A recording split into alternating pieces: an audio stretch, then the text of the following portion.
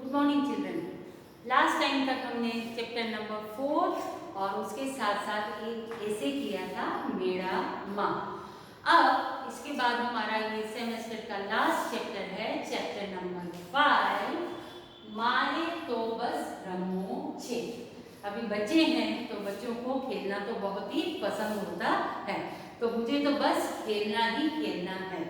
तो यहाँ पर ये जो चैप्टर है इसके अंदर मेन जो स्टोरी है वो है हूँ तरस्यो कागड़ो। तो तरस्यो कागड़ो यानी कि आपने केजी में ही पढ़ा है थर्स्टी क्रो, तो वही थर्स्टी क्रो की स्टोरी आज आप गुजराती में करेंगे। तो हूँ तरस्यो कागड़ो स्टोरी का नाम है हूँ तरस्यो कागड़ो यानी कि थर्स्टी क्रो।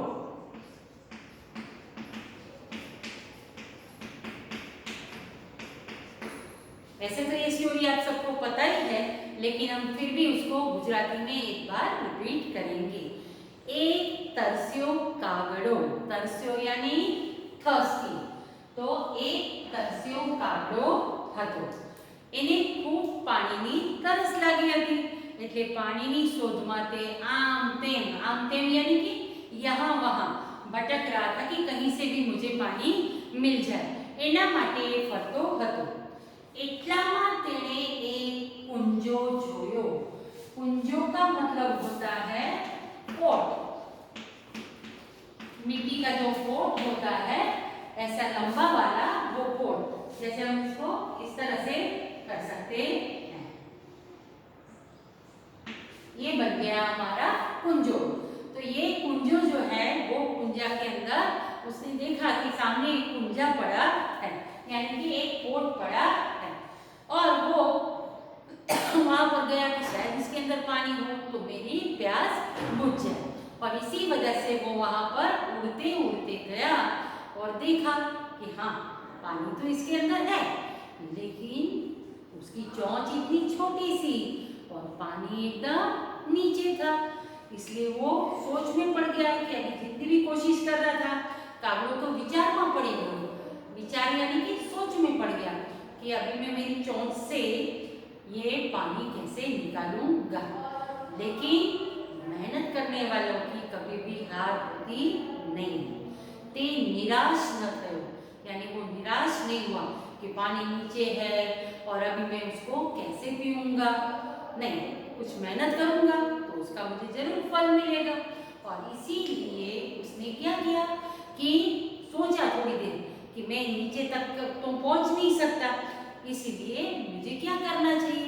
उसके दिमाग में आइडिया आया, और आइडिया आया तो वो क्या करने लगा, सबसे पहले बाजू में कहीं मिट्टी और ये कंकर थे उसको देखने लगा, और धीरे धीरे करके चोंच से एक एक पत्थर उसके अंदर डालता गया। अब पत्थर कैसे होते हैं, हैवी होते हैं। जैसे ही उसको अंदर डालने लगा एक के बाद एक काफी सारे उसने वो पोट के अंदर डाले, और वो डालने के बाद धीरे धीरे करके पानी थोड़ा उससे हल्का होता है, लाइट वेट होता है, इसलिए पत्थर नीचे गए और पानी ऊपर आने लगा।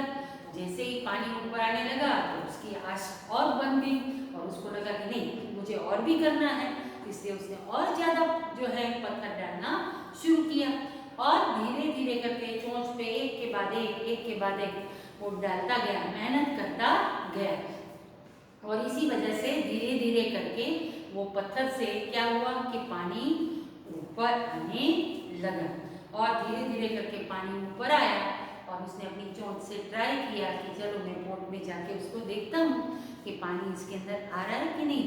और जैसे ही उसने अपनी चोंच को पोट के अंदर डुबोई तो वो सीधा उसके अंदर पानी आ गया, और पानी जैसे ही आया चोंच से उसने पानी पी, और वो पानी पीकर उड़ गया। तो इस तरह से उसने क्या किया, अपनी प्यास को बुझाई।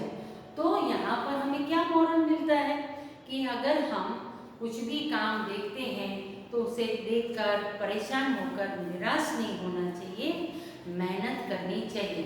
मेहनत का फल हमेशा मीठा होता है। तो उसने भी मेहनत की और एट लास्ट उसने पानी पी लिया।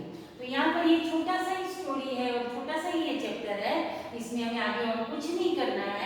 सिर्फ उसके 5 से 6 क्वेश्चन आंसर्स हैं, वो हमें लर्न करने हैं और थोड़ा सा टेक्सचुअल ग्रामर भी है, वो भी मैं आपको पीडीएफ के साथ भेजूंगी, तो आप उसको लर्न कर लेना। इसके साथ साथ मैं एक छोटा सा, जैसे मैंने आपने ऐसे किया था मेडम, इसी तरह से सी साहेब ने पूछ, वो वाली स्टोरी हमने की थी, याद है ना सबको? तो वो स्टोरी से रिलेटेड हमारा एक और ऐसे है सी यानी कि लायन, जंगल का राजा। वो जंगल के राजा को हम दूसरा नाम क्या दे सकते हैं? वन राजा। वन यानी जंगल और राजा यानी किंग, जंगल का राजा, किंग ऑफ जंगल यानी कि वन राजा। ये वनराज जो है उसको हम केसरी भी बोलते हैं। क्यों? क्योंकि उसकी गर्दन के ऊपर बहुत बड़े लंबे लंबे बाल होते हैं, इसीलिए उसको केसरी कहा जाता है। और जो लंबे बाल होते हैं वो मुकुट की तरह, क्राउन की तरह उसके ऊपर रहते हैं, इसलिए उसको केशवाड़ी भी कहते हैं। तो इस तरह से ये जंगल का राजा है, उसका काम क्या है कि वो हमेशा शिकार अपना खुद करके ही खाता है। इसके अलावा वो अपने फैमिली के साथ हमेशा साथ में रहता है। तीसरी बात क्या कि वो जब कभी भी भूखा नहीं होता है तो वो कभी भी शिकार करता नहीं। हमारे इंडिया के, हम बहुत लकी हैं कि हमारे इंडिया के अंदर, पूरे एशिया कॉन्टिनेंट के अंदर, इंडिया में, और वो भी सौराष्ट्र का जो सासन गिर, कई बार आप वेकेशन में भी गए होंगे वहाँ पर, तो वो सासन गिर के अंदर हमको शेर देखने मिलते हैं।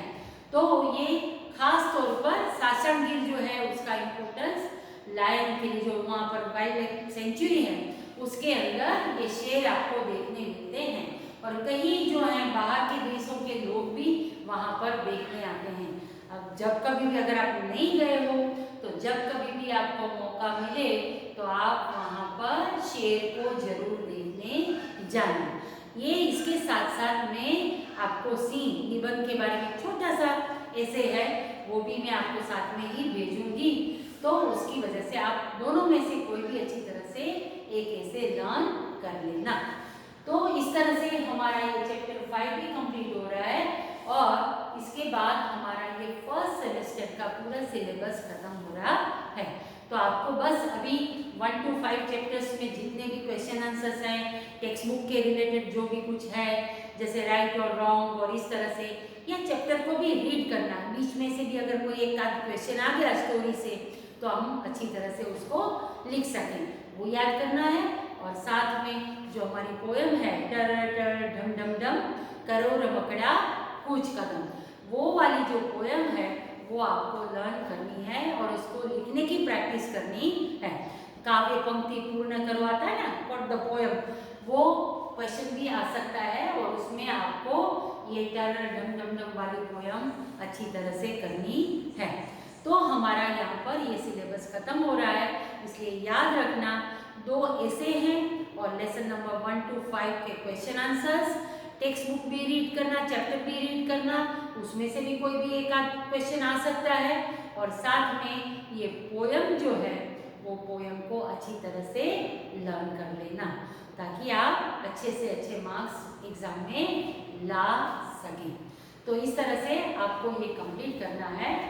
Till then, prepare or take care of yourself. Bye.